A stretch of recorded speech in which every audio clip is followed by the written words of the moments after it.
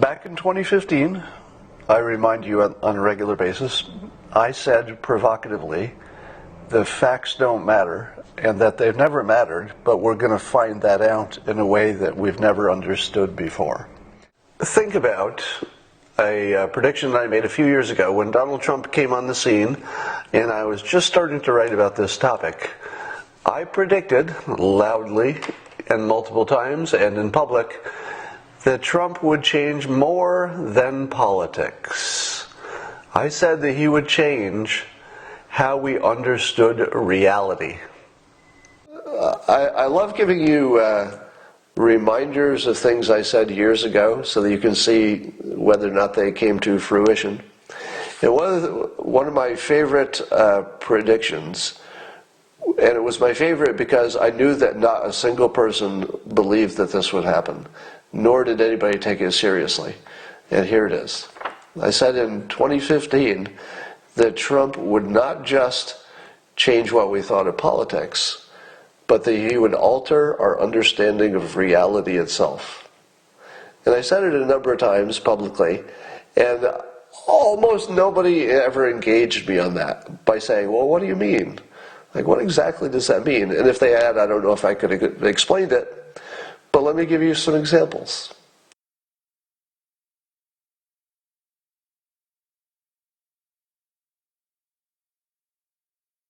So we saw, for example, that facts don't matter. I mean, that was a gigantic mental shift, right?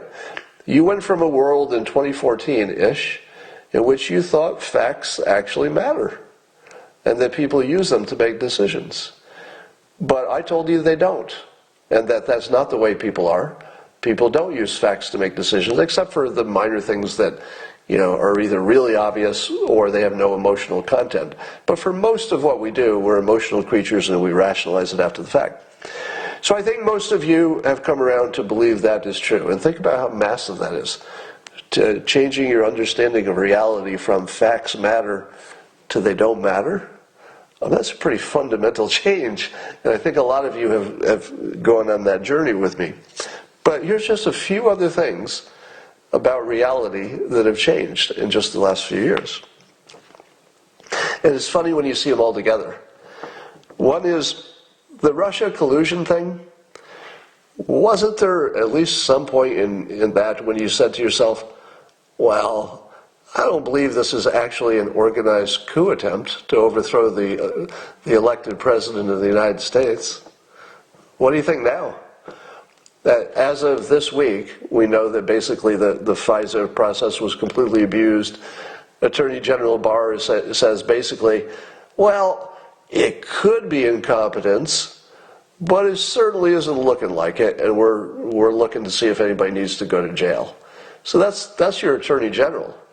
So whether or not, no matter what we find about, once we get to the bottom of the Russia collusion thing, no matter what we find, wouldn't you say that your belief about what's possible got modified a little bit? Because I would have said, no, if somebody had described this before any of it happened and said, Scott, give me a read on this.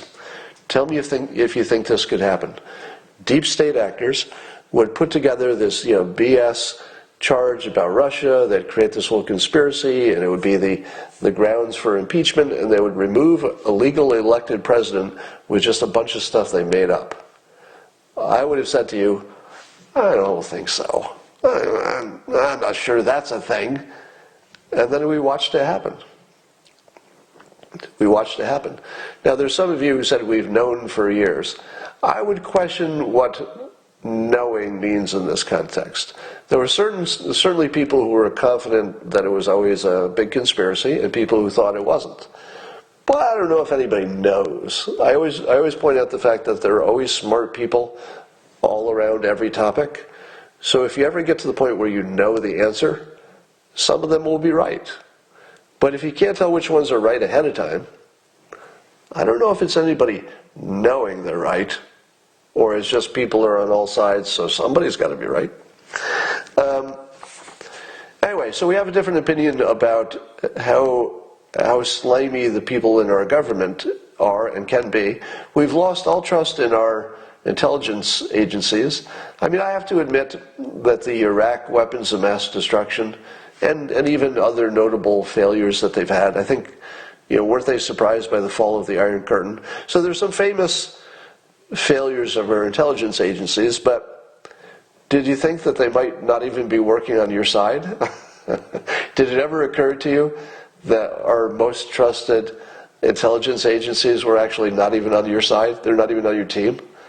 But we know that now, because obviously there were important members of them who were working against the interests of the American public.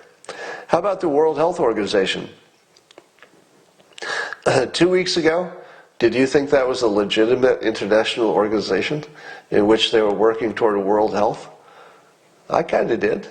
I kind of thought it was an actual organization dedicated to world health. Well, I don't know what the World Health Organization is, but it's nothing like that.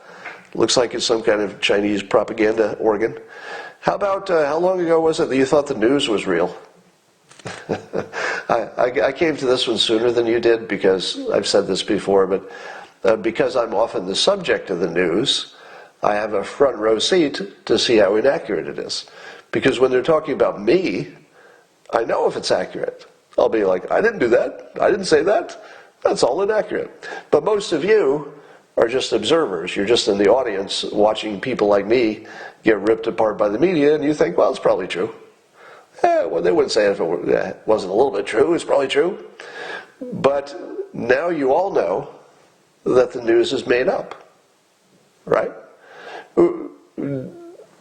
Basically, everything you thought about the legitimacy of the media, that's all gone, isn't it? I don't think we think there's any legitimacy to the media at this point. Here's another one. This is also really new. This is a fresh one. Long-term prediction models don't work. This might be my favorite. Because I've spent 10 years of my life arguing that whether or not climate change is a big problem or not a big problem, the prediction models are not science. They're whatever assumptions you put in there. They're not science. And I think that this week, the entire world is ready to say, both Democrats and Republicans, I think the entire world is looking at this and saying, wait a minute, where have we seen this before?